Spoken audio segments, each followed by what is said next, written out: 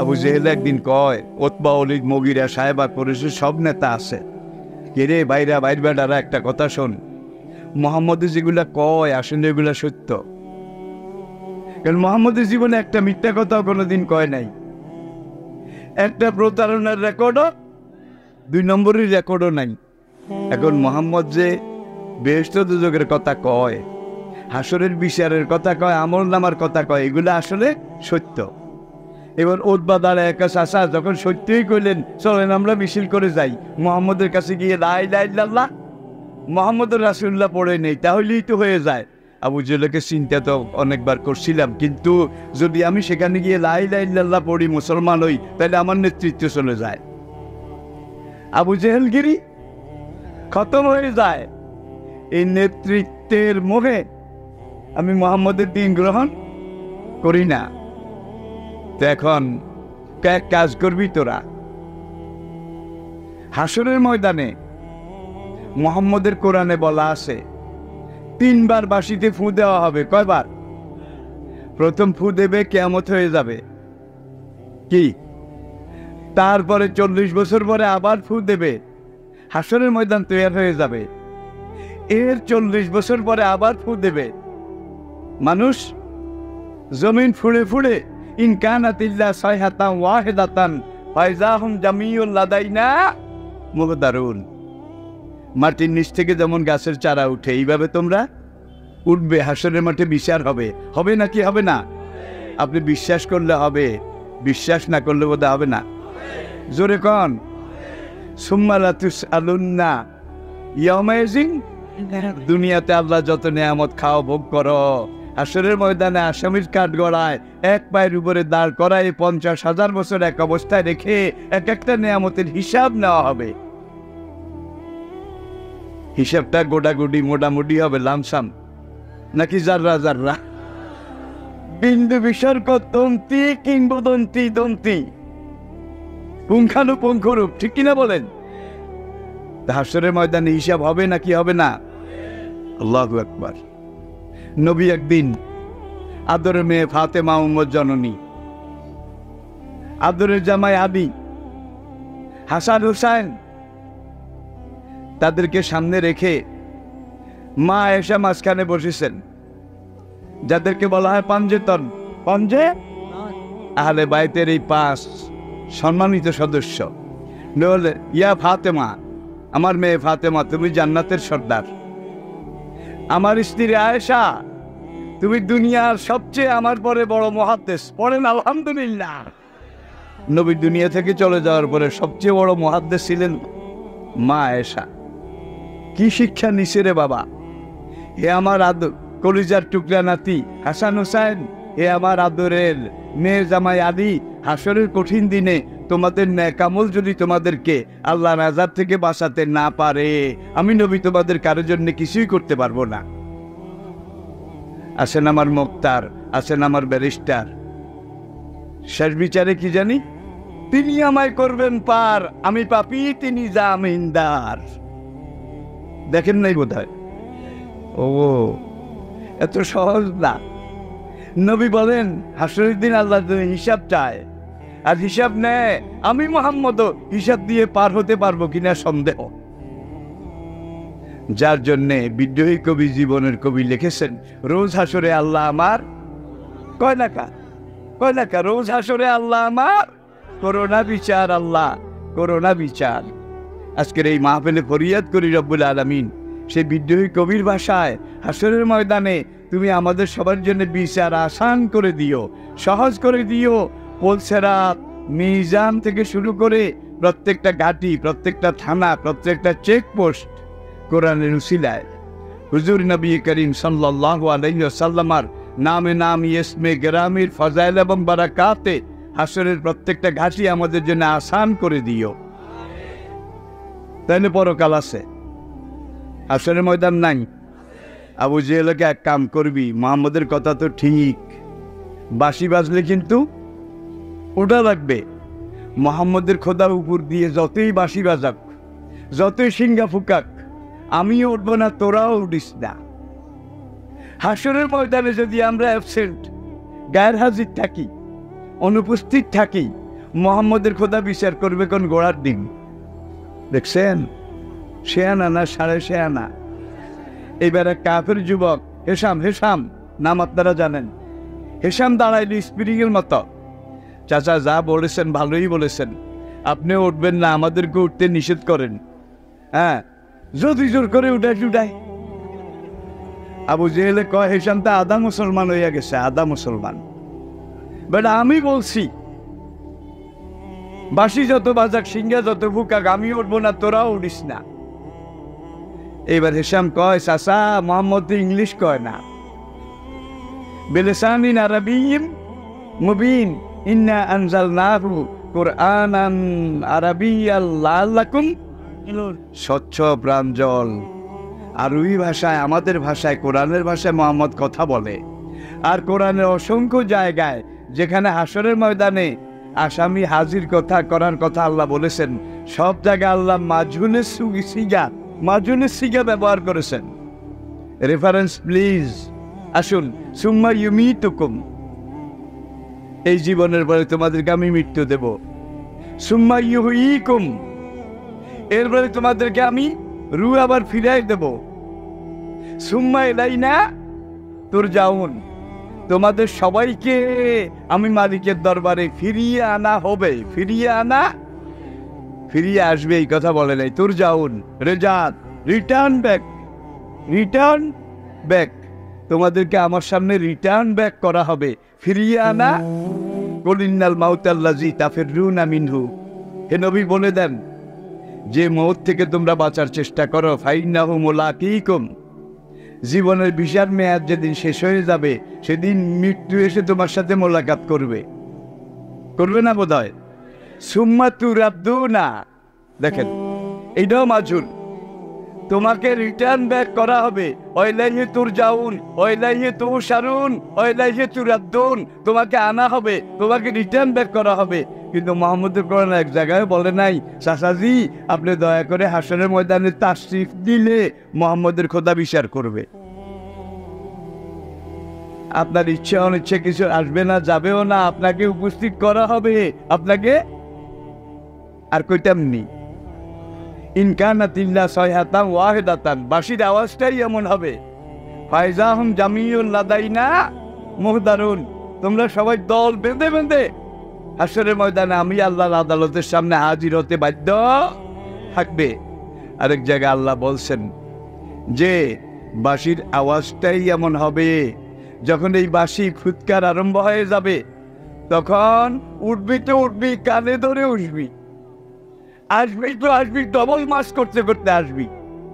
হাসরের ময়দানে আল্লাহর আদালতে হাজির হয়ে বলবি, রব্বুল আলামিন বাঁশি থামাও, কলিজা ফেটে যায়, সহ্য করতে পারি না, আসামি হাজির হয়ে গেছি। ভাই,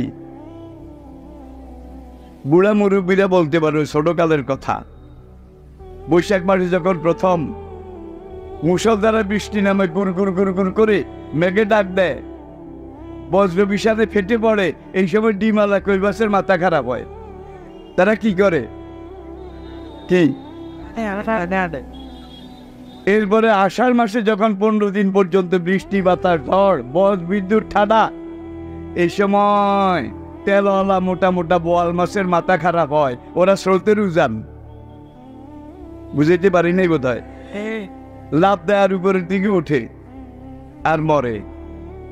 তাই ওই কই মাছের কলবের সাথে আল্লাহ ওই মেঘের ডাকের একটা সম্পর্ক তৈরি করে দিছে, যে এইভাবে ডাক দিলে তোর ওটাই লাগবে। উত্তরবঙ্গের কোনো জায়গায় খায় না, কয় মাথা খারাপ মাছ, মাথা খারাপ না হইলে এই কাম করে। আজকালের ছেলেপেলে কি এগুলো বুঝাইতে পারবো না ভাই, মুরব্বীরা বুঝবে। এক কই মাছ কিং সাইজ, রয়্যাল সাইজ। তাহলে যেই আল্লাহ আপনাকে সৃষ্টি করেছেন, সেই আল্লাহ আপনার এই কলব, আপনার দিলের সাথে ওই বোয়াল মাছ কই মাছের মতো একটা সম্পর্ক বোধহয় তৈরি করে দিতে পারে নাই, দেবে না। বাঁশির আওয়াজ শুরু হবে, তুই ইচ্ছায় উঠবি, অনিচ্ছায় উঠবি, তুই উঠতে বাধ্য হবি। এবার হিসাম চাচা যদি জোর করে উড়ায় কাজগা মিটিং শেষ।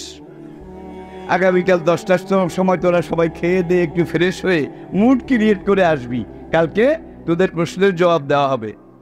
পরের দিন সবাই আসলো।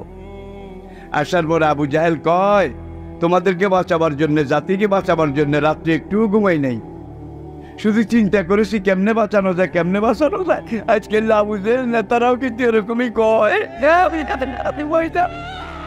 জাতি জাতি করে নিজকে মিলাই দিচ্ছি। জাপানে, সাউথ কোরিয়ায়, সিঙ্গাপুরে, ইংল্যান্ডে, আমেরিকায় কত সেকেন্ড হোম, কত সেকেন্ড হোম। সেকেন্ড হোম বুঝাতে পারি নাই বোধ হয়। সেখানে বাড়ি জায়গা কিনে কারি কারি বিলিয়ন বিলিয়ন অর্থ খরচ করে সেখানে বাড়ি করে রাখছে। এখানে যদি কিছু হয় কি, আর বাংলাদেশের মানুষের সেকেন্ড হোম সবচেয়ে বেশি। যেই সময় যারা সুযোগ পাইছে আপনাদেরকে আমাদেরকে শোষণ করে নিয়ে নিয়ে বাইরে তারা রাজকীয় বাড়ি তৈরি করে রাখছে, কিন্তু বাংলাদেশেরটা ফার্স্ট হোম, আর বিদেশে যেটা বানিয়েছে সেকেন্ড হোম। কেউ চিন্তা করে না সামনে আছে একটা পার্মানেন্ট হোম। পার্মানেন্ট হোম কোনটা? কবর, পরকাল। সেই পার্মানেন্ট হোম আমাদের সবার সামনে আছে কিনা? তাহলে দুনিয়ার জন্য ফার্স্ট হোম, সেকেন্ড হোম, এত রকমের এত কষ্ট, এত চেষ্টা, এত কিছু করলাম, পার্মানেন্ট হোমের জন্য কিছু করা দরকার আছে নাকি নাই? আবু জেহেল পরের দিন এসে চেয়ারে, সভাপতি স্পিকারের চেয়ারে বসেছে, ছোট্ট বক্তৃতা। ভাইরা আমার, তোমাদেরকে বাঁচাবার জন্য কাল রাতে আমি একটু ঘুমাইনি, সারা রাত চিন্তা করেছি, সারা রাত রিসার্চ গবেষণা করেছি, করতে করতে ওমর ঠাকুরের বরকতে, লাত মানার ঠাকুরানির দোয়ায় সমাধান পেয়ে গেছে। এবার মগিরা ফালাইছে, মগিরা আরেক যুবক। আর যুবকেরা যখন জাগে তখন কিন্তু সেই দেশ জাগে। বাংলাদেশে যেখানেই এখন যায় সব মা বোনের পিছনে যুবক, যুবক, তরুণ। বেলালরা জেগেছে, তরুণরা জেগেছে। বুড়িয়া করে কই হয় লাইনে আসো, আমি নেগুন্ডি কিছু কইও না। আপনাদেরকে শিখাই দিলে বাড়ি তো আসেন। এবার মুগির এক চাষা কথা তো কইলেন যে হাসরের ময়দানে মোহাম্মদের খোদা যতই বাঁশি বাজাক, যতই কিছু করুক, আপনিও উঠবেন না, আমরাও উঠবো না। এইবার এই কাফেরে কয় মোহাম্মদের খোদা তো ব্যাকরণ জানে, কি নাও সর্ব জানে। মোহাম্মদের খোদা যতবার যত জায়গায় আসামি হাজির কথার কথা বলেছে, এক জায়গায় মারুফের সিগা ব্যবহার করে নেই। মাঝুর আনা হবে, উপস্থিত করা হবে, রিটার্ন ব্যাক করা হবে। তোমার ইচ্ছায় হোক অনিচ্ছায় হোক, বাই হুক অর ক্রুক, তোমাকে আনা হবে। যদি জোর করে আনে টানে, কাজগা মিটিং শেষ। আগামীকাল আপনারা একটু খেয়ে দিয়ে ফ্রেশ হয়ে আসবেন, কালকে জবাব দেব। তৃতীয় দিন আবার মিটিং বসেছে। বসার পরে এইবার আবু জেহেল কালকে রাতেও ঘুমাই নাই, আপনাদের চিন্তায় আমি অস্থির, বিনিদ্র রজনী কাটিয়েছি। তবে ভগবান আর হোবর ঠাকুর আমারে, ভগবানে দিছে আর হোবর ঠাকুরে দিছে। কিন্তু কোরআনের আল্লাহ এমন এক শব্দ, এটা আল্লাহবাচক। তাওরাত, জবুর, ইনজিল, এখানে আল্লাহ শব্দ আছে। অন্য ভাষায় আল্লাহ শব্দের অনুবাদ করা যায় না, আল্লাহর কসম যায় না। আল্লাহ অর্থই আল্লাহ। তার যত গুণ, যত বৈশিষ্ট্য কোরআনে পরতে পরতে, লাইনে লাইনে বলা আছে নাকি নাই? ইসলাম এমন একটা শব্দ, ওরা দিত লাকুমুল ইসলামা দীনা, ইন্না দীনা ইসলাম। এটার বাংলাও ইসলাম, এইটার অন্য কোনো ভাষায় ইসলামের ট্রান্সলেশন অনুবাদ করা যায় না, আল্লাহরও অনুবাদ করা যায় না, ইসলামেরও অনুবাদ করা যায় না। আর ইসলাম শব্দ তাওরাতে আছে, জবুরে আছে, ইনজিলে আছে। আর আল্লাহ শব্দ তাওরাত, জবুর, ইনজিল, বেদ, গীতা, উপনিষদ, রামায়ণ, মহাভারত সব জায়গায় আছে। এখন আপনি মহান সৃষ্টিকর্তার নামে, কিন্তু আল্লাহ ব্যবহার করতে এক দলের শরম লাগে, কি আল্লাহ শব্দ ব্যবহার করে না। কার নামে? আল্লাহর নামে কয় না, কি সৃষ্টিকর্তার নামে। আবার কিছু কিছু মানুষ আছে যারা ইসলামের কথা বলতে খারাপ লাগে, ঠিক কি না? কিচ্ছা একটা কই শেষ, অনেক রাত হয়ে গেছে। কিন্তু আসেন, গ্রামের এক হিন্দু বুড়ি, তার ছেলে বিদেশে, বউয়ের কালা জ্বর হয়েছে। কালা জ্বর চিনেন?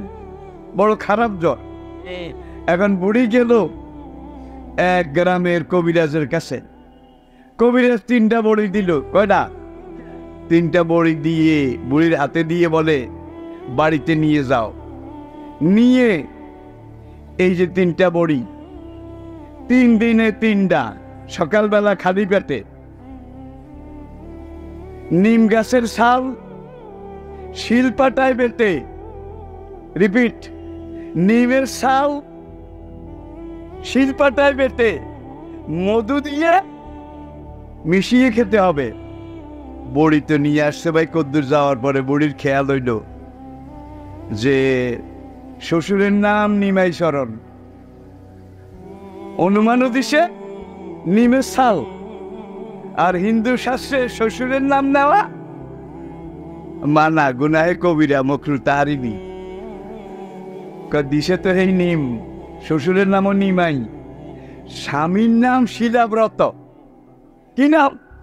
এখন কইছে নিমের ছাল শিলায় বেটে, পাটা পাটা শিলপাটা, স্বামীর নাম নেওয়া শাস্ত্রে মানা। বেচারি কয়, প্রথমটাও শ্বশুরের নাম, দ্বিতীয়টা স্বামীর নাম, বাসুরের নাম মধুসূদন, মধু মিশাইয়া খাইতে কইছে। বুড়ি এখন পথে পথে চিন্তা করে, রিসার্চ করে, গবেষণা করে, অনুপান্ত 3টা, একটা শ্বশুরের নাম, আরেকটা বাসুরের নাম, আরেকটা স্বামীর নাম। এগুলা মুখে লওয়া, শাস্ত্রে মানা। আমার নিদানে নাই, পুঁথিতে নাই, পাঁজিতে নাই। কিভাবে শ্বশুরের নাম, বাসুরের নাম, স্বামীর নাম নেব? বাড়িতে এসে বুড়ি বুদ্ধি ভালোই করেছে। শ্বশুর, বাসুর, স্বামী 3জনকে বউ সামনে এনেছে। শ্বশুর, বাসুর, স্বামী বউর সামনে এনে বলে, বৌমা এই 3জনের দিকে তাকাও। বউ তাকাইছে, এনার ছাল তেনায় বেটে, খাওয়া বধু ওনায় সেটে। প্রথম নিমাই চরণে দেয়াইছে, এনার ছাল তেনায় বেটে শিলাব্রত, খাও মধু ওনায় সেটে, মধু। আমাদের অনেক সমাজে অনেক আছে যারা ইসলামের নাম, আল্লাহর নাম, রসুলের নাম, এটা নেওয়াটাও আল্লাহ তর্জমা সৃষ্টিকর্তা বললে আল্লাহর কসম হবে না। আল্লাহর বাংলা আল্লাহ, আল্লাহর ইংরেজিও আল্লাহ, আল্লাহর হিন্দিও আল্লাহ, জার্মান, ফ্রেঞ্চ, পশতুও আল্লাহ, আল্লাহর অনুবাদ আল্লাহ। অন্য কোনো ভাষায় এটা অনুবাদ করলে হকাদায় হবে না। গডের কিন্তু বউ আছে, গডেস। ভগবানেরও বউ আছে, ভগবতী। ঈশ্বরেরও বউ আছে, ঈশ্বরী। আল্লাহর কোনো আল্লি, খোদার কোনো খোদা নেই। এটা আপনি অনুবাদ করবেন কোন ঘোড়ার ডিম? যারা দাঁড়িয়ে আছেন বসে যান, আপনারা আত্মীয়তার কায়দায় বসুন।